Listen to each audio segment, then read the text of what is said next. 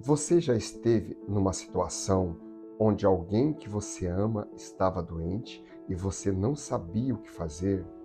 Você orou, você pediu, talvez até jejuou. Talvez alguém trouxe um óleo e ungiu.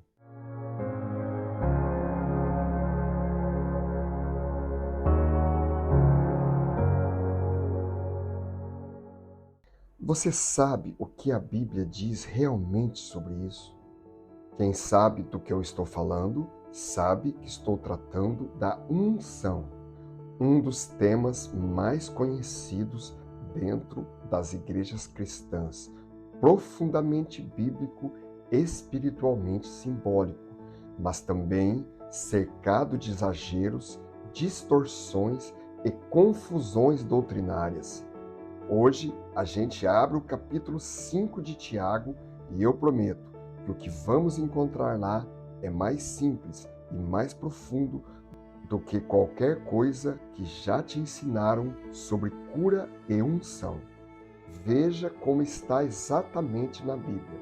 Está alguém entre vós doente? Chame os presbíteros da igreja e orem sobre ele, ungindo-o com azeite em nome do Senhor. E a oração da fé salvará o doente e o Senhor o levantará. E se houver cometido pecados, ser-lhe-ão perdoados. Repare na riqueza deste versículo. Tiago não está falando só de corpo, está falando de perdão, de alma, de comunidade. Ele enxergava o ser humano de forma completa, espiritual, emocional e físico. Através da oração, da comunidade e também dos meios práticos disponíveis.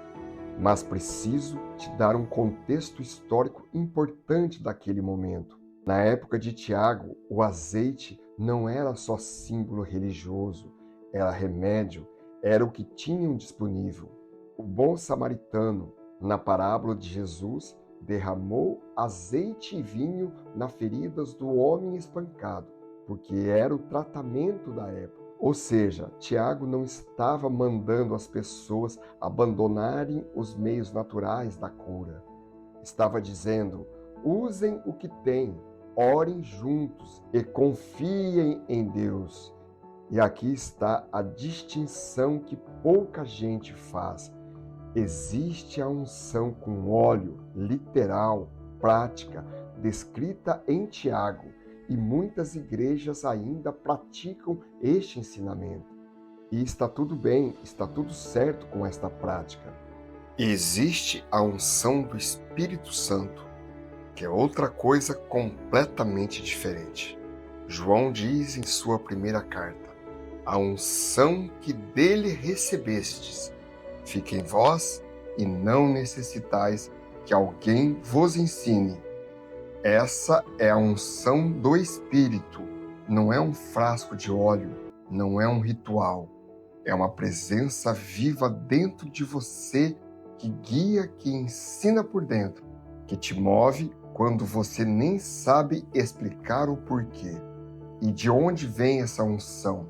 Jesus mesmo prometeu em João 14:26, o Consolador, o Espírito Santo, que o Pai enviará em meu nome, esse vos ensinará todas as coisas. Jesus prometeu e Jesus cumpriu. E para quem é esta unção?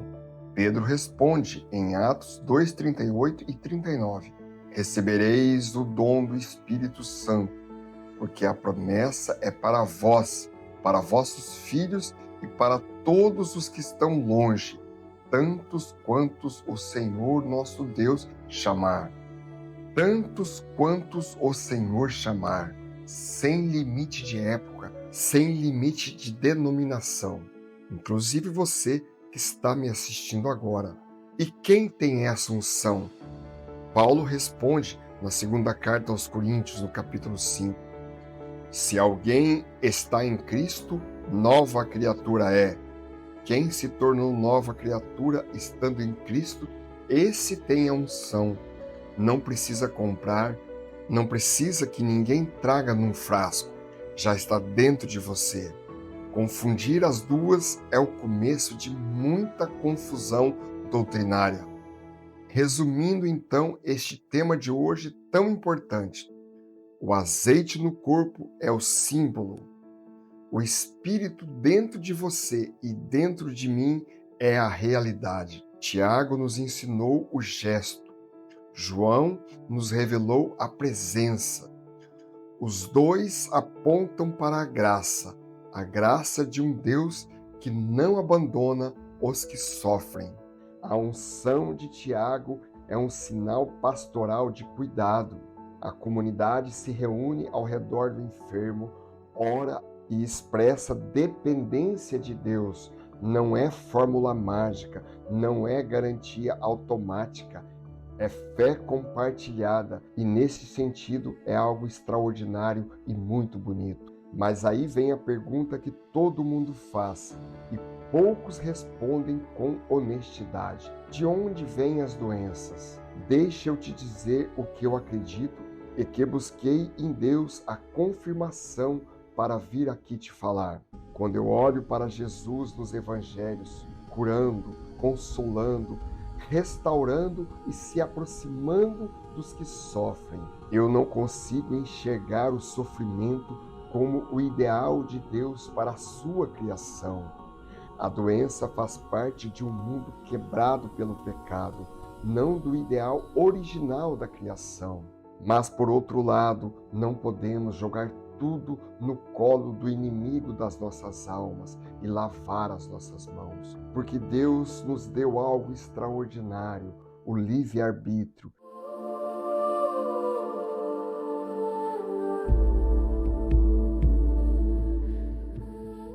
E esse livre-arbítrio não é só pessoal, é coletivo.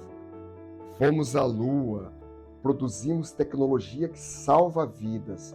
A ciência moderna elevou a expectativa de vida de forma que nossos avós não conseguiriam sequer imaginar. Isso é o livre-arbítrio operando para o bem. Mas também, por outro lado, produzimos o mal. Agrotóxicos nos alimentos, alimentos processados, vícios em tabaco, vícios em álcool, vícios em drogas, guerras, fome, injusta distribuição, estresse crônico, má alimentação, sobretudo.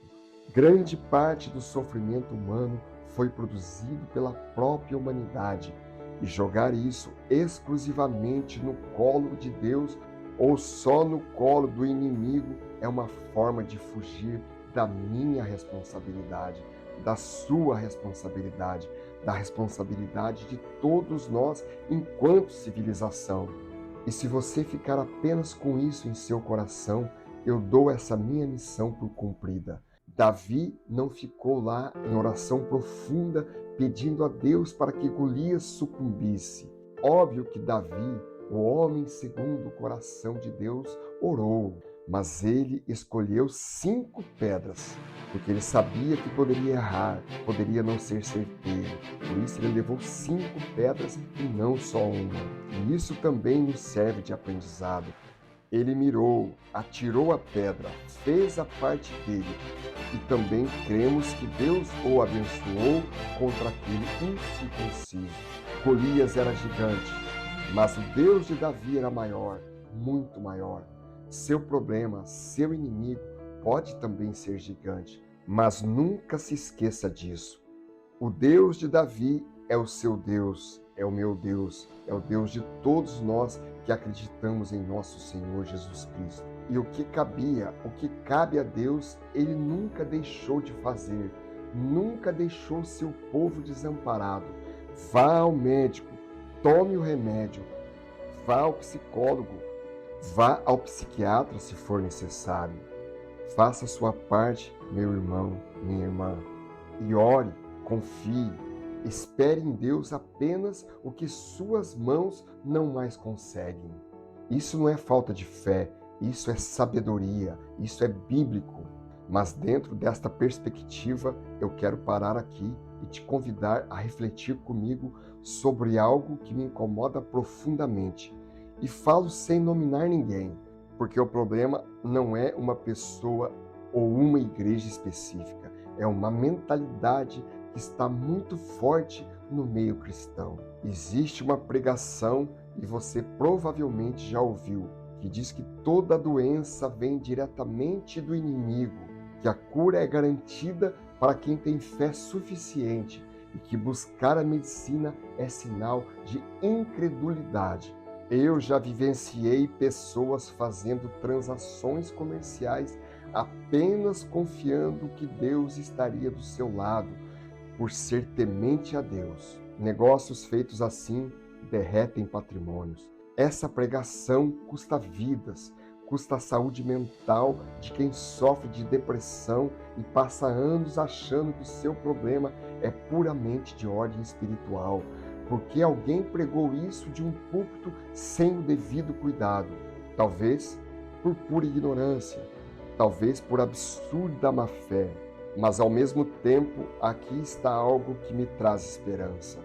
Com acesso à internet, às redes sociais, o próprio corpo da igreja vem se informando, amadurecendo nos últimos tempos e compreendendo o que é Jesus ou o que é aquilo que sequer ouso dizer o nome. Hoje há compreensão que o ser humano é corpo, mente e espírito, o que no passado muitos interpretavam como distúrbio puramente espiritual. Por falta de conhecimento, a medicina e a psiquiatria hoje nos ajudam a tratar com enfermidades do corpo, não porque abandonamos a fé no sobrenatural, mas porque entendemos melhor a complexidade da criação de Deus. Interpretações humanas podem e devem ser examinadas à luz do Evangelho. A soberania de Deus opera mesmo quando o homem falha em compreender. E quando a luz do Evangelho exige revisão, esta revisão deve acontecer. E pela misericórdia de Deus, eu tenho visto isso em muitas denominações cristãs e não nego, até na denominação que eu participo, percebo claramente uma revisão do olhar sobre doutrinas que talvez tenha feito sentido em algum tempo da igreja, mas que hoje já não cabem mais. Mas também não posso negar que há os exploradores da fé ainda em nossos dias, que vendem óleo milagroso, cobra pela unção, usa a doença e o desespero do próximo como mercadoria, exploram a fé alheia. Quando o evangelho vira produto, alguém sempre lucra com a dor do próximo. Mas a cruz já foi suficiente, o preço já foi pago. Não sou juiz de ninguém, mas devo lembrar a você que está à frente de algum povo. Ainda dá tempo de mudar. Se você ainda acha que está certo, depois disso tudo que eu levantei aqui, recomendo você ler Lucas 12:47, mas leia principalmente o capítulo 3º, versículo 1 de Tiago, o mesmo Tiago que nos deu a base para esse tema tão sagrado de hoje aqui. E que Deus tenha misericórdia de sua alma. Meu irmão, a cruz de Cristo não precisa de complemento, não precisa de produto, não precisa de óleo vendido em frasco com fita dourada. Quando substituímos a cruz por qualquer outra coisa, seja ela um óleo, um ritual, uma fórmula, estamos desonrando o maior ato de amor que a história já registrou. Se você participa de qualquer denominação que está trocando a cruz de Cristo e te vendendo ela por um olhinho, você precisa orar a Deus no seu secreto, pedir que Ele te ajude a se libertar disso, porque muitas denominações te escravizam psicologicamente. Então você precisa se afastar e orar em secreto, orar sozinha, de joelho, como Jesus nos ensinou. E pelo poder de libertação desta palavra de hoje aqui, eu te asseguro, Deus vai te ajudar a se libertar disso. E daí você procura outra igreja. Temos muitas igrejas sérias no Brasil e tenho certeza que na sua cidade também tem. Talvez a que você participe esteja deturpando o Evangelho, Então você pode procurar outra igreja da sua própria denominação. Não seja conivente, não seja cúmplice dessa agressão ao Espírito Santo de Deus. E não adianta brigar com os líderes dessa igreja. Não vai resolver. Você sabe que não vai resolver. Você já deve ter tentado. Mas então, mude você. Existe uma frase frequentemente atribuída a Santo Agostinho, que diz que se a verdade não está na academia, que morra a academia. Tire o seu sapato do pé, bata nele para tirar a poeira, não olhe para trás e vá embora dessa igreja. Deus vai te libertar como tem libertado milhares de pessoas todos os dias. Acredite no que eu estou te falando. Mas voltando então e concluindo esse tema tão sagrado, o que é a unção bíblica? É a comunidade cristã reunida ao redor do irmão que sofre, orando, cuidando, expressando que ele não está sozinho, ungindo com azeite como sinal de dependência de Deus, não como garantia automática, mas como ato de fé coletiva, ainda que seja através de um padre, de um pastor ou ancião. A igreja reunida e orando, ajoelhado ou da forma que a sua igreja professa. É Davi pegando as pedras e orando. É você indo ao médico e confiando em Deus. É fazer a sua parte e entregar a Deus o que está além de suas mãos. Talvez hoje você esteja doente, talvez cansado, talvez assustado e talvez com muito medo esperando um milagre. Se você chegou até aqui esperando uma promessa mágica, sinto muito te desapontar. Eu não tenho promessas mágicas para te vender. Não vou soltar uma pérola, uma bala de prata agora no final. Mas tenho convicção de uma coisa: Deus não abandona os que sofrem, como está cantado no Salmo 121. O meu socorro, o seu socorro, vem do Senhor que fez os céus e a terra. Se você está passando por turbulências nesse momento em sua vida, reveja este vídeo.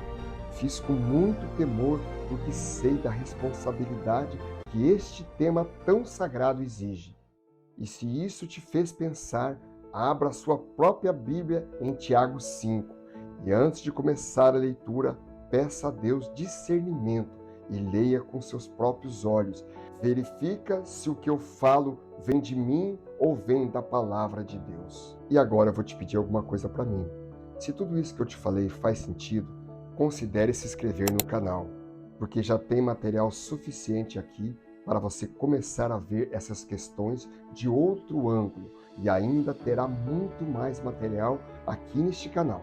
Toque no sininho para receber novidades e compartilhe com alguém que você entenda estar precisando deste refrigério. Tudo de graça, pela graça.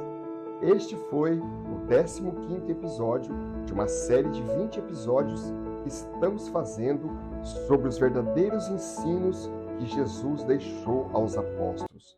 E no próximo episódio estaremos falando da verdadeira origem de todos os males. Falaremos de nossas escolhas, da queda dos anjos, tudo dentro das nossas sagradas escrituras. Deus abençoe enormemente a sua vida e de sua família. Amém.